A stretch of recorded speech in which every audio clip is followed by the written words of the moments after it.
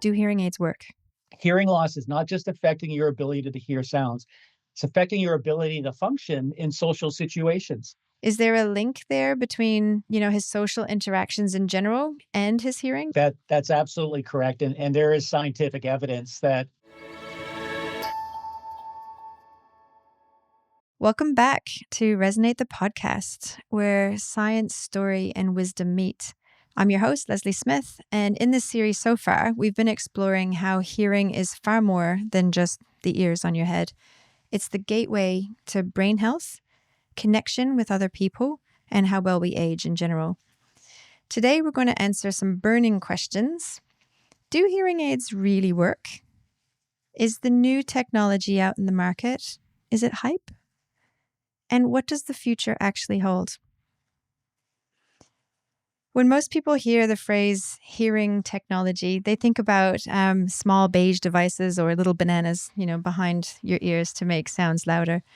But that framing or that mindset is already well outdated, because hearing technology today is no longer just about the ear. It's about the brain. It's about cognition. It's about behavior. And it's about human connection. And increasingly, it's about prevention. My guest today has been shaping this shift for more than 2 decades across global hearing aid companies, Silicon Valley startups, and now one of the most influential research institutions in hearing science. I'm delighted to welcome Dr. Brent Edwards. He's the director of the National Acoustic Laboratories, based in Australia. And he's led research that connects hearing, cognition, behavior, and real-world outcomes, not just in the padded room in the lab conditions. So today we're going to explore where hearing technology is actually heading, what's genuinely new versus hype, and why the future of hearing care might look a lot more like public health instead of consumer electronics. So very warm welcome to the show, Brent. Great. Thank you, Lesleigh. Thank you for the invitation. And it's a pleasure meeting you. I'm looking forward to our conversation. Fantastic. Now, you've worked in a variety of different settings. I mean, you've worked across big hearing aid manufacturers, startups, academic research, and now, national level public health research. So that's a really cool vantage point to look at the entire industry. So before we get into, future looking, I just want to know, how did your thinking evolve as you've come on this journey so far? Well, I think, the reason I'm here today is I think my unique sort of background and what I wanted to pursue. So I was looking for a way when I was a PhD student to apply my expertise to something meaningful. And luckily there was a professor who was involved in hearing science. And I found that a lot more interesting. How do humans hear and how do you develop technology to help hear better? Found that better than working for telecom industry or, God forbid, building better missiles or lasers. And so I was so interested in how humans hear. Once I got my PhD, I did a postdoc in psychology to try to understand the human side of auditory perception, how everyone hears, but also what the impact of hearing loss is on that experience. And I think that's what's driven me through my career, is bridging the gap between technology and the needs of people who want to hear better. You've kind of been on this journey away from the technical devices as such, and more developing the understanding of people and how the device might be like a bridge to help people connect, possibly? Yeah, so it's, the Silicon Valley way of doing startups these days is you don't start with the technology. A lot of companies that do end up failing because they build a cool product that no one wants. So you really have to start with deeply understanding the need. What's out there, what needs aren't being served, what are the current solutions, and where are they failing? So once you understand that, then you can go and work on a technology solution. But then you also have to successfully bring it back to the consumer and make sure that what you built is meeting their needs and doing it in a way that they'll accept. Right. And that they'll want to use. So there's almost a virtuous circle here between the technology development and the consumer and back. And that's where I like to play. I like to make sure that that's as connected as possible. Yeah, that makes absolute sense because you need to make sure it's relevant and people will be motivated to use it, but use it in a way that's helpful, useful, and self reinforcing, I guess. Yeah. Yep, Oh, okay. absolutely. Um, Now, your hearing focuses a lot on the relationship between hearing and cognition. Yeah. So, for listeners who might not realize how deeply those two systems are interconnected, would you mind just high level, just explaining a bit more what happens in the brain when your hearing starts to go down? Sure. And I'll start by explaining why I got interested in hearing and Yes. cognition. So flashback over 20 years ago, really around the year 2000, we in the hearing aid business thought we'd solved all the problems because we were making sounds louder. Now everyone can hear. And then I did a lot of, again, understanding the needs, talking with audiologists, talking with people with hearing loss, and said, so, loudness was that your biggest complaint that, things weren't loud enough? And said, well, my biggest complaint is I go to dinner with my spouse and after 30 minutes, I'm exhausted and I check out. Like, well, what does that have to do with loudness? It's got nothing to do with the volume of the device or the volume from your hearing loss. So I started digging deeper, and people's experience with hearing loss isn't what we assumed as technologists or in the medical audiology field. You're having a harder time with high frequency consonants, fricatives and plosives aren't being encoded as well, and you need level dependent and frequency dependent gain. No one comes in and says that's what I'm looking for. They come in and say, I want to be able to have a better time with my family Of course. when we have family get togethers. Yeah. And so that's what made me think that hearing isn't just about hearing the sounds, it's all the complexity of what you do with the sound. When you communicate, you're thinking, you're interpreting, you're understanding. And it was becoming clear to me that if the cognitive system was spending more time trying to understand the distorted signal that was being caused by hearing loss, they were focusing more on just understanding the words. There were fewer brain resources available to then think, well, what does that mean? How am I going to respond? And even something as simple as remembering things can be affected by hearing loss because your brain is putting all its energy just into understanding. Whereas with you and me, we can easily understand conversations and we can have complex thoughts. And geez, you might even be thinking about what you're going to do tonight when you go home while you're talking with me, because your brain is a super powerful computer and you're not using all of its resources just to understand. People with hearing loss luckily have a very complicated computer in their head, and they're able to spend more of that computational power on understanding the distorted hearing, but at the expense of other cognitive ability. Right. And I think that's what we need people to understand more, that hearing loss is not just affecting your ability to hear sounds, it's affecting your ability to function in social situations because you're automatically unable to spend as much time remembering, comprehending. And your relatives may go, oh, well, they're getting old. Don't worry about Uncle Fred. His memory's going. Memory could be just fine. It's just he's focused on understanding Yeah. instead of, thinking. If you had Uncle Fred and he had a hearing problem and he's in that restaurant you mentioned earlier and he's got a hearing loss, he's struggling, he's working really hard.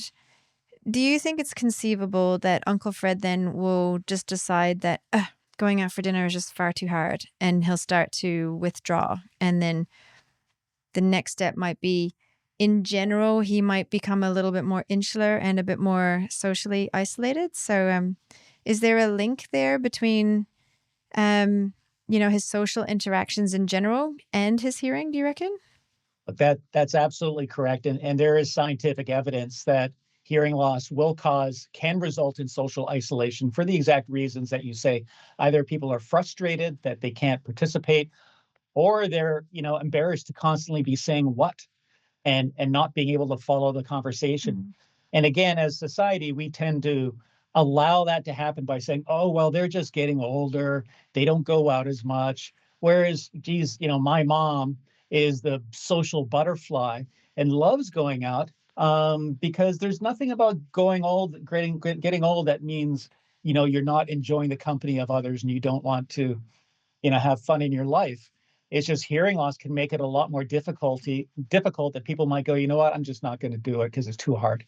Hearing loss essentially is more than just the sensory issue of not picking up the sound. It's kind of taxing and a bit of stress on your cognitive function in general over time. Yeah. Yeah. Yeah, Yeah. that's right. I Mm. think, a related example to that is very early on, I got quite interested in how hearing loss affects music perception Oh, yeah. and whether hearing aids could help with that. Because again, it's not just about making the sound louder. There's a complexity in music that you want to give to people. And I've talked with a lot of people with hearing loss who said, I used to love going to the symphony. I could even identify who the lead violinist was just by how they were playing. And he said, and now I can't even hear the lead violinist. It's Wow. it's all a muddle. So guess what? It doesn't go to the orchestra anymore. Mm. So again, it's that effect on your lifestyle and on your participation, which I think people really need to understand that that's why they should be concerned about their hearing and concerned about taking care of their hearing, Mm-hmm. not only just in the prevention of hearing loss from, noise exposure, but also in the treatment of hearing loss through some of the great technology that exists today. That is a great segue because I was going to start to be cheeky here and I was going to ask you the very direct question of, do hearing aids work? Like absolutely they work, but it's an interesting question because it depends on what you mean by do they work. Because sometimes people have the wrong expectation for what hearing aids should do. Mm-hmm. Because people are used to eyeglasses and they assume, oh, hearing aids are just going to restore my hearing to normal, just like I can now read normally with my eyeglasses. Well, it actually isn't that similarity. Hearing loss is nerve damage. Uh, you know, uh, Near farsightedness is just more about the optics and is easily corrected. Nerve damage cannot be corrected. Mm-hmm. You can help and you can make it better, but it'll never be perfect. So, do hearing aids work? Absolutely. The level of satisfaction with hearing aids, if you get the right match of the hearing device and you get the right counseling by the audiologist or hearing care professional, overwhelmingly people are happy with the solution they've been given. But part of the key to success is setting the right expectations and providing the counseling on, now you can go to noisy environments, but seek out quieter parts in the room or sit with your back to the wall. You're still going to need some help. It's not a return to when you were 19 years old. And I'm going to guess it might be like getting a knee replacement, which I don't have, but I'm guessing getting a knee replacement doesn't make you 19 again. You could probably now do more exercise, but maybe you still got to be careful. And I think it's the same with hearing aids. Do they work? Absolutely. But the expectations of what that means has to be set by the professional. Yeah, I would imagine too, if you had a knee replacement, you would have to have, a few exercises and some rehabilitation and learn how to move again. So I'm sure there's an adaptation period and you need to get used to the new type of sound and how to interpret it, because you're going to be hearing more, obviously. Absolutely correct. There's been some interesting research, market track research that said that I believe it's 78% of people who have a hearing loss who did get hearing aids. And as you say, had a nice match between technology, hearing care professional and their outcome. They said they would have got hearing aids sooner if they had known. So I think that is fascinating. And it's really encouraging to know that.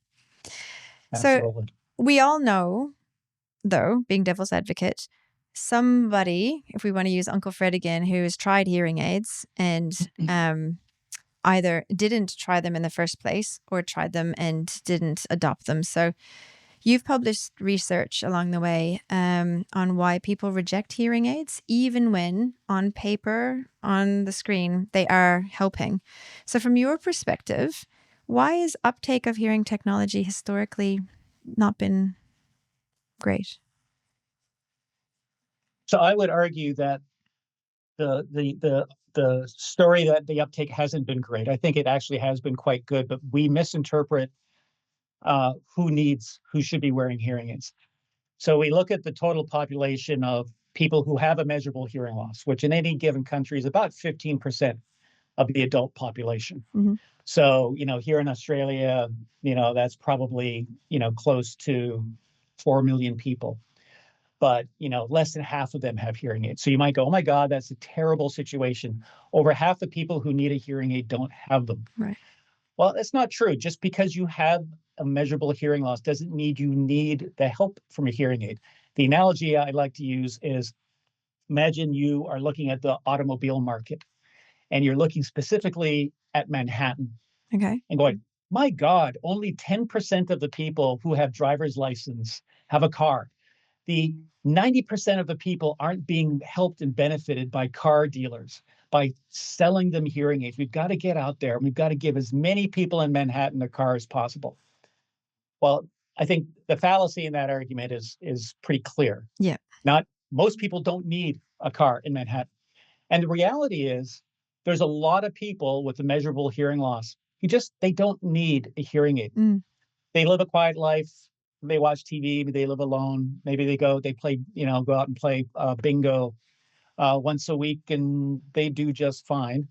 And also there's a certain trade-off in terms of hassle. Some countries you have to pay for it, and it's just not worth it to some people. So I think there's a lot of people who are like, you know what, I'm doing just fine without it. And if you look at the research that I published, there's a lot of people with a measurable hearing loss who will say they don't have any hearing difficulty. They don't know they have a hearing loss because they're not experiencing any problems. Mm-hmm. So a big chunk of the people who we say have a hearing loss but don't have hearing is actually are doing just fine. They don't, and that gets back to what I said at the beginning. What is the need? Do consumers have a need? And can you develop a solution for them? Well, if someone says, I've got no hearing problems, guess what? You can't develop a solution for them because they don't want anything. They don't want what you have to sell. Yeah. So you have to find the people who are saying, geez, I've got problems. And it's usually, again, that I can't follow conversations. I'm getting tired. Mm-hmm. Family dinners are frustrating. Those are the people that you want to go after. No, not all of those people have hearing aids. So there's still a large group of people who are choosing not to get hearing aids. So now it's interesting to say you have a problem, you have a problem, but you're not getting a solution. Why is that? And there's a whole bunch of reasons why. There's a theory called the COM-B model, which was developed in England to understand why people make health decisions, the wrong health decisions for themselves.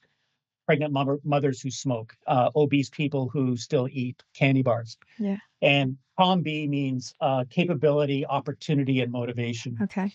And that affects behavior. That's the B. Right. So if you look at capability, opportunity, and motivation, there's a lot of reasons why someone might not be motivated to get hearing help.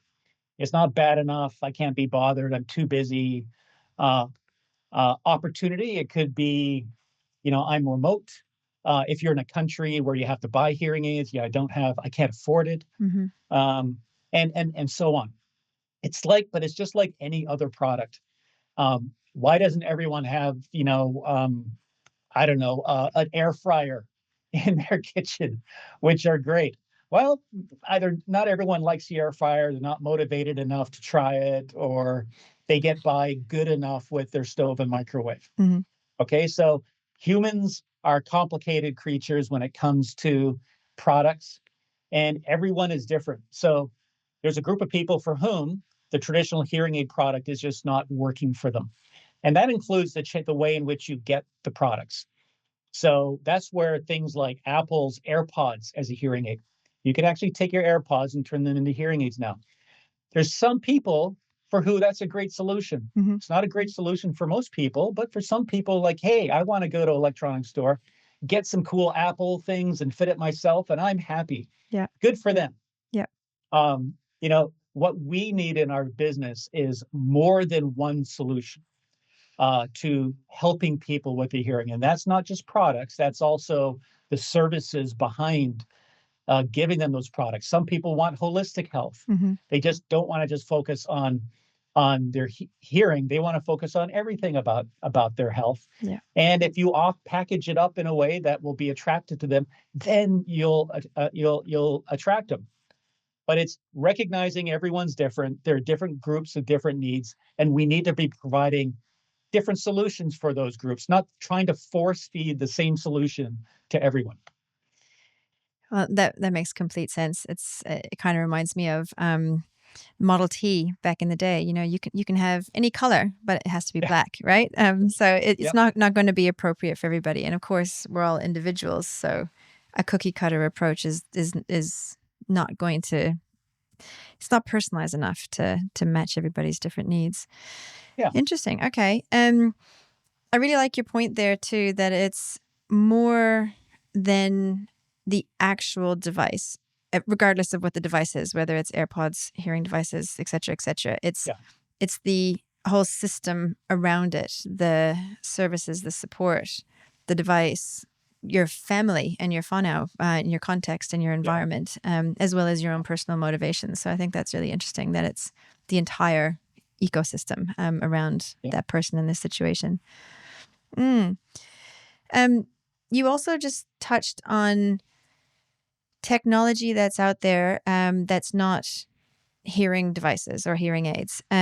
So there's a lot of noise out there. There's AI, artificial intelligence, there's OTC, over-the-counter devices, there's hearables, earbuds, remote telecare. So from your experience and your vantage point, what of these developments really matter and what's kind of more marketing, or just really would love to get your insights on that.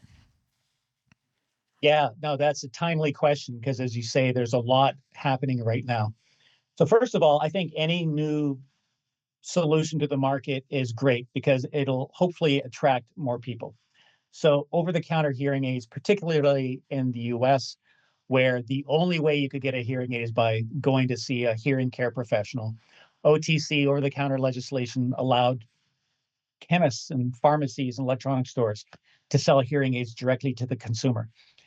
Now, did I think that was going to replace professionally fit hearing aids? No, because there's value that the audiologist and hearing care provides that people want. Most people, I think, when it comes to their health, they want a professional to help them. But as I said, everyone's different. And there's a group of people out there who are, you know what? I just want to do it myself. Yeah. And they're the ones who will live with a toothache for a month and go to the chemist and try to find the right ointment to help them, or they'll be limping and they'll keep trying different bandages on their knees or whatever. That's fine. We're not going to change them. Yeah. Let's give them something that's going to improve their hearing. And that's where I see OTC fills a niche.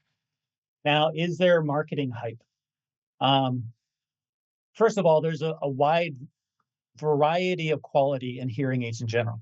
You can go to Amazon right now and search under hearing aid, and you'll find all kinds of hearing aids for $100, and they'll be delivered to your doorstep tomorrow. Wow. Now, are these as good as other hearing aids? Probably not. You get what you pay for. I think consumers know that. And that's part of where the value of the professional comes in. You can trust them. If they say, I'm a licensed professional, I recommend this for you, you can believe it's going to be a quality product. That's part of the reason why people want to go to professionals. But part of what you're seeing now is AI, right? Artificial intelligence and hearing aids. Yep. And I can tell you with certainty that while many hearing aids now have AI in them, they're not all created equal. Oh, okay. Some of the AI is a quite simple use of AI, such as, let's say, automatically adjusting the volume control. Well, that's nice to have. It's not going to change your life. And it's not going to make you hear better, but okay, that's good. And at the very end of the extreme, there's a couple products on the market right now that it's almost like magic. If you wear the devices in a pub and you're talking with your mate across the table, it'll disappear all other sounds except the person you're talking to. It's extraordinary. Wow. I first heard this a couple of years ago, blew my mind. That's the one end of the extreme, and you're going to pay for the privilege of that technology too. But eventually, it'll be ubiquitous everywhere.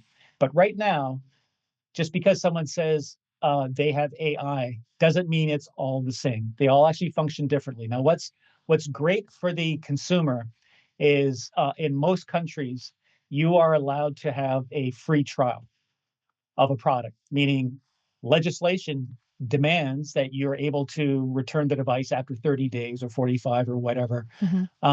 So you can sort of trust but verify. Yes. When you see a product that looks good, go see a professional, get it properly fit, and then see if it's the right one for you. And some will be perfect for you, even without all the bells and whistles, because everyone has different needs. So there's a lot of hype on AI. Some of it is real, some of it is a little not so real, but there's no doubt that AI is transforming hearing healthcare as it's transforming all aspects of our lives across all healthcare, by the way. It certainly is. In a nutshell, like, what is the difference between an over-the-counter device and a hearable? Or would you say that they're the same, similar? Yeah, so there used to be not as well-defined distinction. And to be honest, it's really only well-defined in the US where the legislation exists Right. with that differentiation, and the FDA has clearly defined the differences. Other countries, I think, probably just kind of look to the FDA and copy it, or are just silent. But in my mind, a hearable is a non-medical device that can enhance someone's hearing in some way. Now, it usually streams audio from your phone or your TV or something, but also has some other hearing enhancement to help you hear better. But it's not medical. There's no diagnosis of a hearing disability. There's no prescription of fitting it to your unique hearing. Right. So hearables are sort of just really generic. I need a little bit of hearing help. It's not regulated. Buyer beware. And they're usually relatively cheap. OTC hearing aids are proper medical devices. They are registered, they are regulated, they have to meet certain quality control criteria. The manufacturers are treated just like manufacturers of pacemakers in terms of what they have to do in manufacturing for documentation and ensuring safety and quality of the product. The main difference is it's self-fit. So it's a medical device, but it's self-fit. You don't have the professional helping you. So is it going to be the perfect one for you? Is the selection of that going to be the right one for you? I published some research from Market Track 5 years ago, looking at people's attitudes to this self-service for devices. And again, it's kind of a theme here. Some people are very happy doing everything themselves. And, these are the DIYs. I'm going to build my coffee table. I'm not going to buy one. I'm going to build a bookshelf. Yeah. But most people, you know what? They aren't comfortable with those decisions. What's the right one for them? What's the right size and shape? Yeah. And how do I personalize it? And how do I use it? For those, OTC is not a right solution, the good solution for them. But look, I think it's different solutions for different people. I think it's great. But there's a clear difference between hearables, OTC, and then professionally fit hearing aids.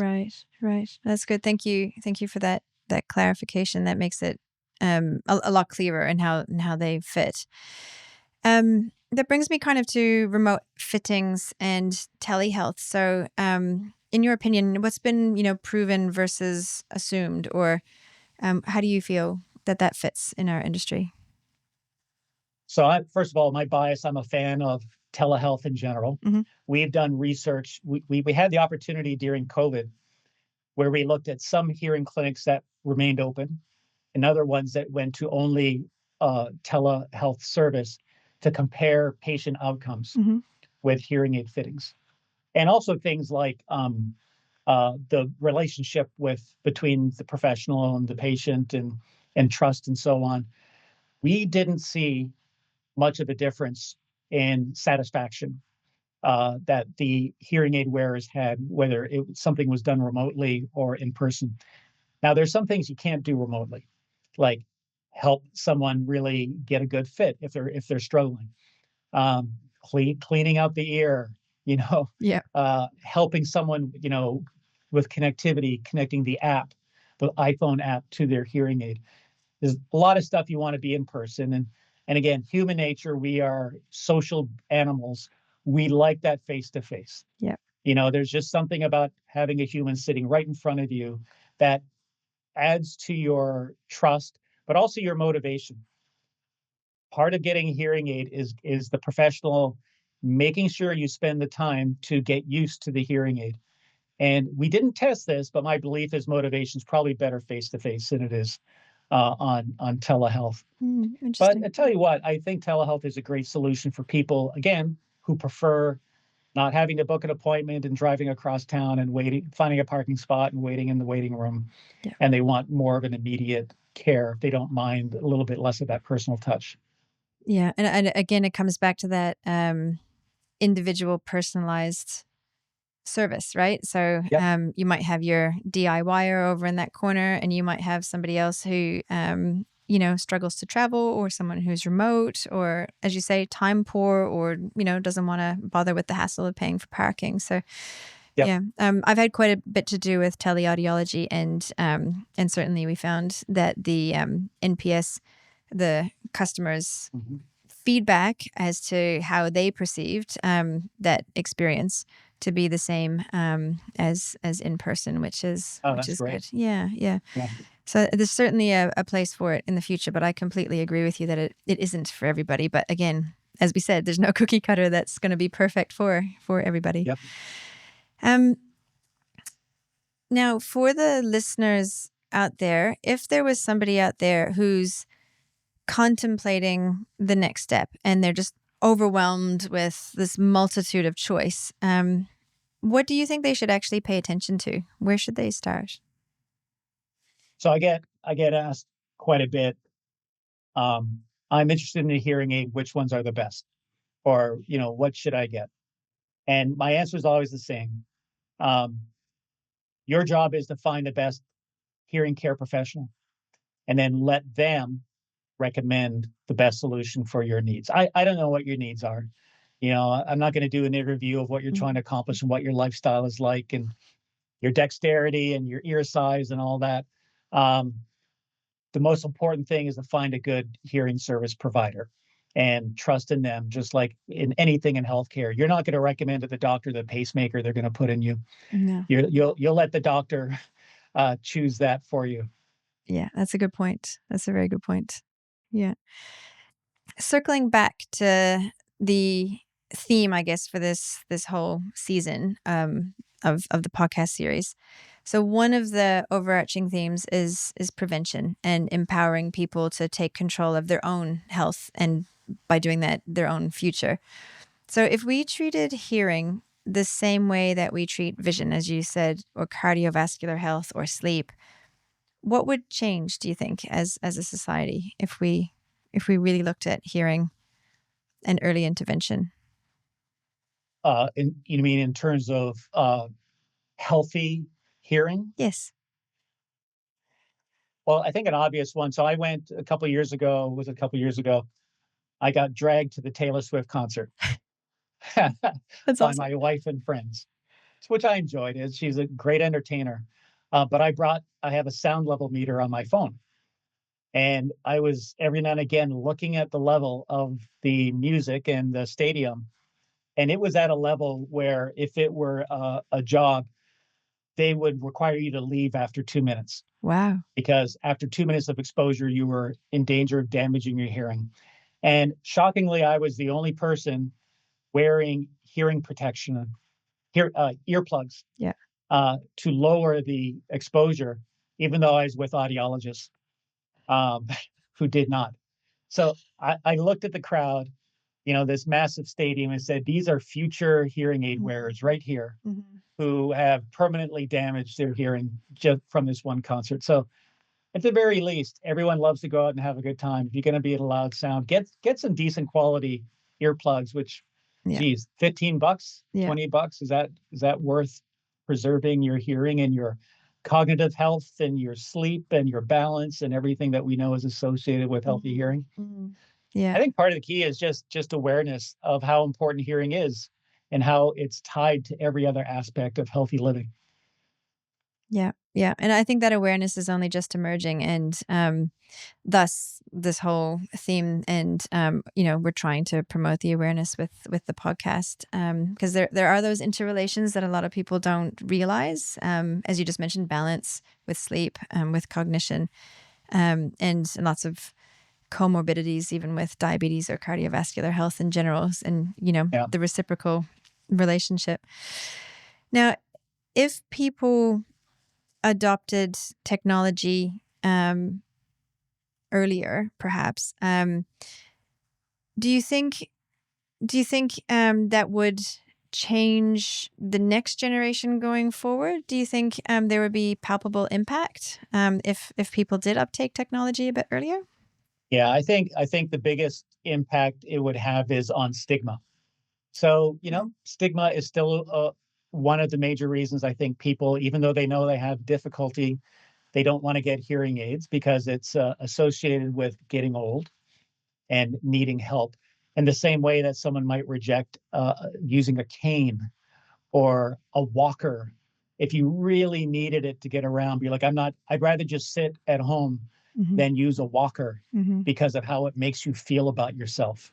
Yeah. And so I think that still exists with hearing aids. And I think if the average age of someone getting a hearing aid is 69, uh, plus or minus a year or two, depending on the country. Um, if we can move that into the 50s, and then that just becomes normalized, that hey, if you have hearing difficulty, wear a device. Um, and I think having Apple, producing hearing help solutions in AirPods and other consumer friendly brands doing the same is going to help with that. But for me, if we start seeing younger people who there are people out there who need help who are refusing to wear them. Yeah. If we see them wearing it, then I think we've done a huge job in making it more accepting. And guess what? Almost all of us have problems in noisy situations. Yeah. So if you don't think about it as hearing loss and think about it as hearing better, um, who doesn't want that? There's something to that, because as you say, you could very well struggle in all of these more challenging situations, yet your hearing graph, your audiogram after a hearing test might look completely normal. Yeah, Yeah. and that doesn't mean that there isn't help and solutions out there for you. So yeah, that's a very good point. Um, just on still carrying on the topic of earlier adoption, what role do you think screening tools or apps, or like you've mentioned AirPods, but like everyday devices, what role do you think they might play? Unclear to me that screening tools are good at overcoming some of the barriers to people accepting help. But I say that with the caveat, and I hate to keep bringing up Apple, but if you buy a new set of AirPods today, Hmm. as soon as they connect with your iPhone, it pops up saying, "Do you want to take a hearing test?" Right. How good is that? Everyone, doesn't matter your age, it's just more awareness of your hearing. Um, a few years ago, several years ago, the American Task Force for Healthy, I don't know, something or other. They develop guidelines for screening tests for various health diseases and health states. They recommended that you don't do hearing screening Okay. for adults over the age of 50 because they believed that the screeners not an effective way of identifying need.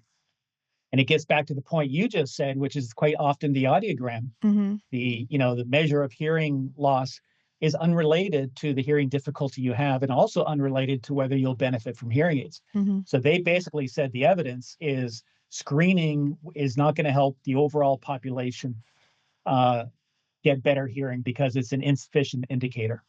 Yeah. Yeah. So I don't know. Mm. Personally, I think it has a place. Again, there's some people who are going to want that and really like it, but it's not a panacea, and I think a lot of people's just it's not going to help.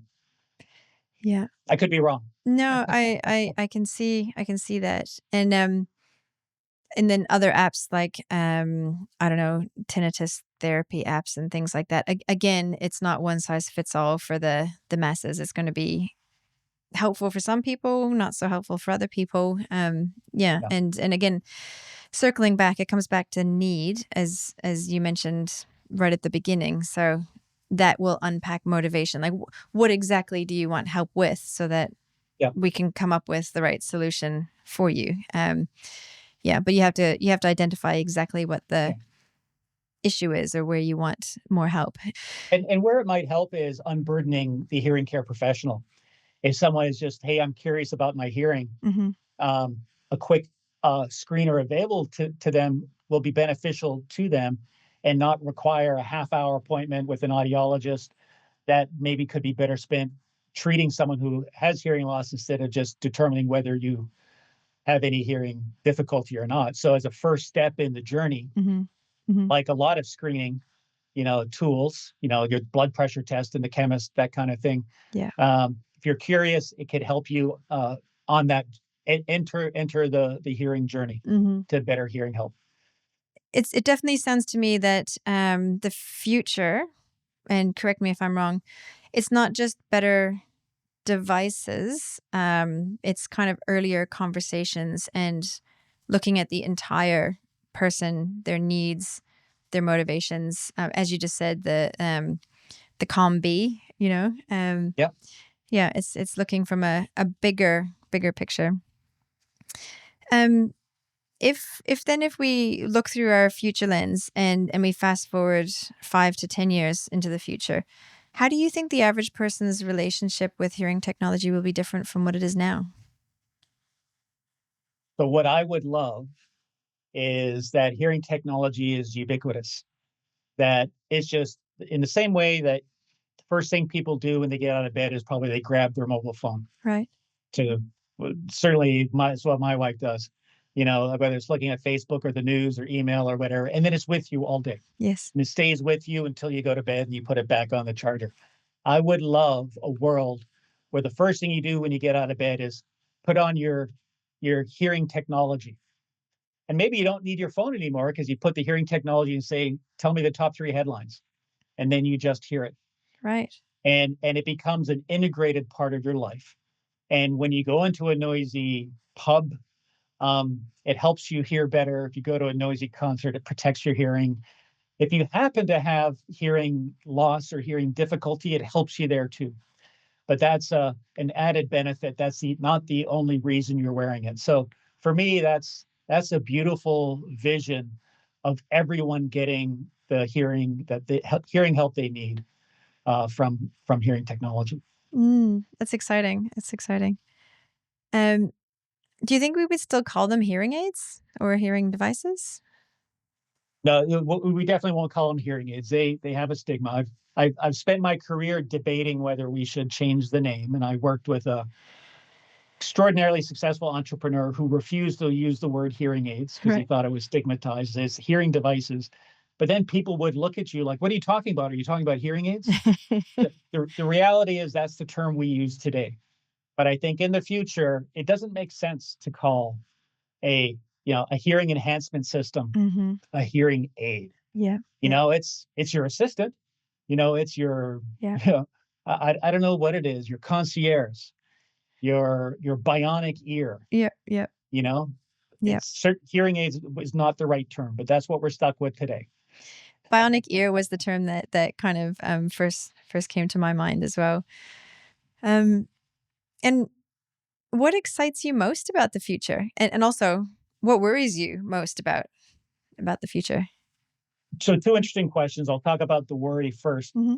Because I spent a lot of time, I spent a lot of my career talking to hearing care professionals about changes.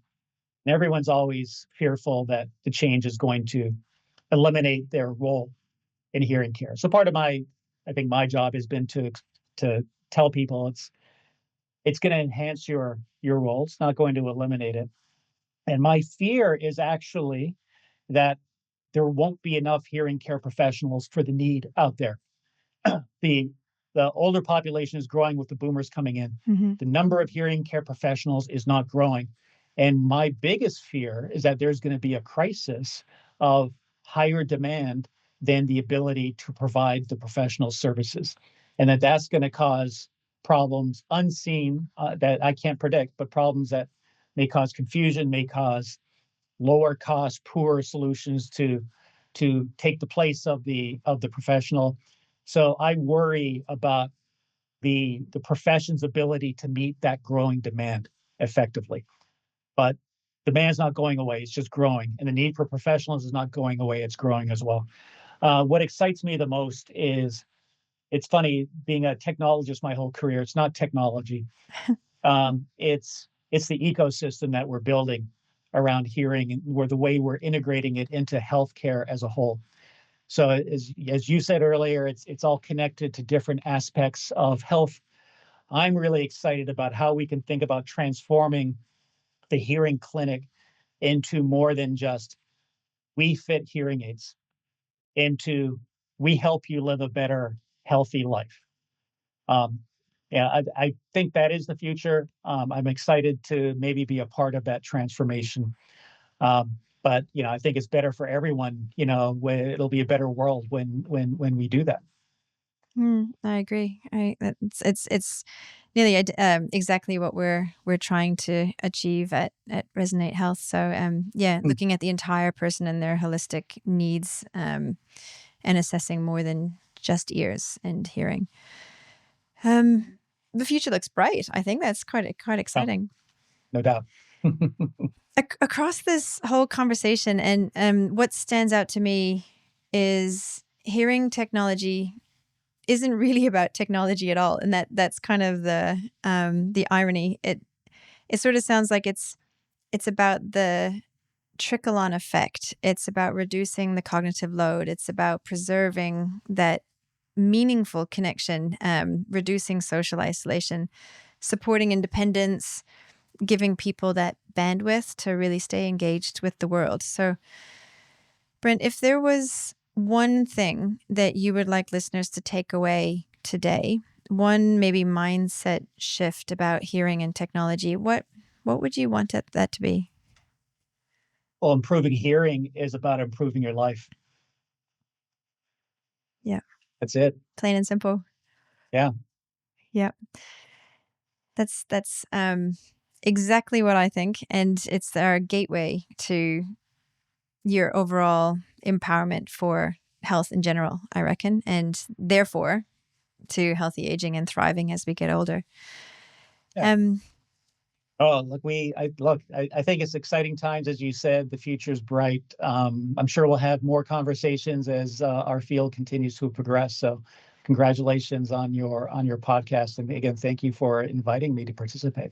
Oh, my sincere pleasure.